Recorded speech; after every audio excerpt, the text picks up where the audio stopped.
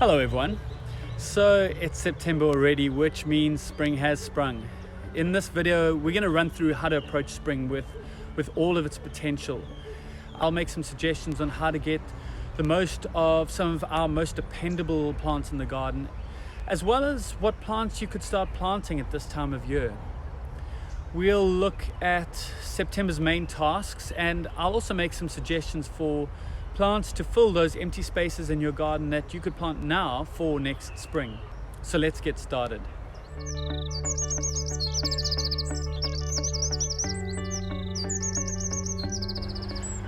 I think for most gardeners, spring has to be the best time of the year. Watching the first signs of new life emerging out of the cold winter has to be the highlight.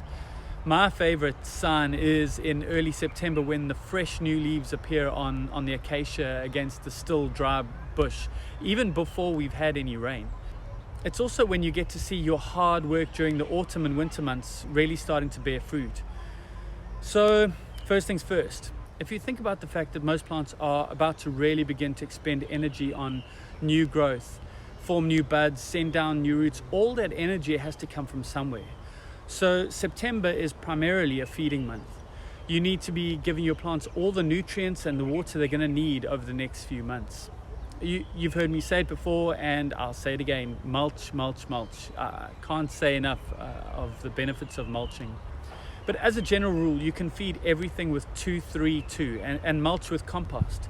And remember, those numbers 2-3-2 stand for NPK: nitrogen, phosphorus, and potassium. Nitrogen is for leaves, phosphorus is for roots, flowers, and fruit, and potassium is for stems, obviously very generally speaking.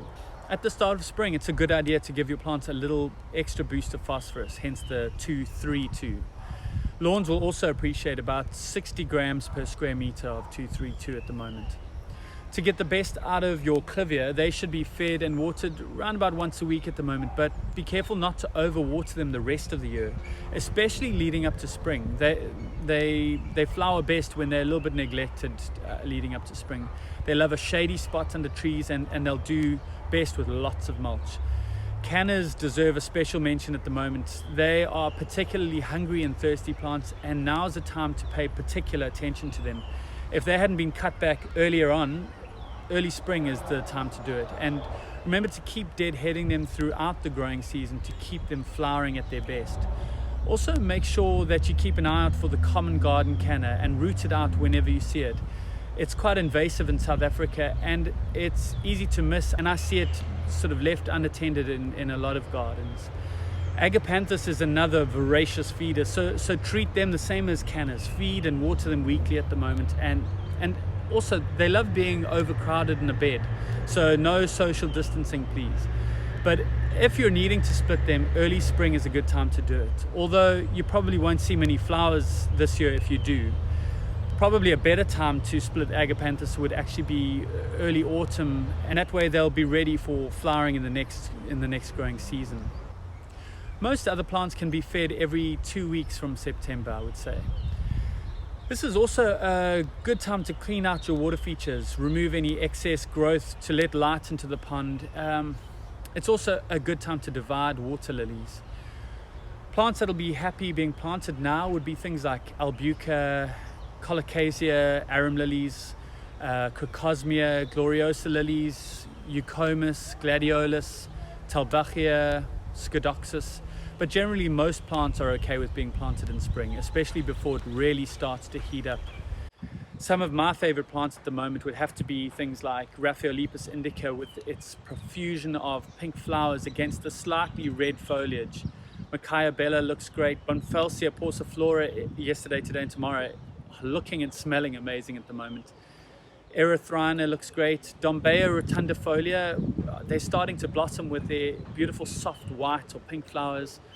Bolasanthus, the tree wisteria. Tababuia always looks spectacular when it flowers around about now. Jasmine is also smelling great at the moment. Petrea is flowering nicely. Gora are starting to come back to life. Arctotus and Osteospermum are great low water ground covers for a sunny spot, and they're flowering beautifully at the moment. And Scodoxus with their surprising red paintbrush flowers are starting to really pop up all over the place. If you've enjoyed this video, check out some of the other videos on the channel, and I'd appreciate it if you'd like and subscribe if you aren't already. Also, drop me a message if you have any questions that you want answered, or any particular videos you'd like to see. Otherwise, happy gardening.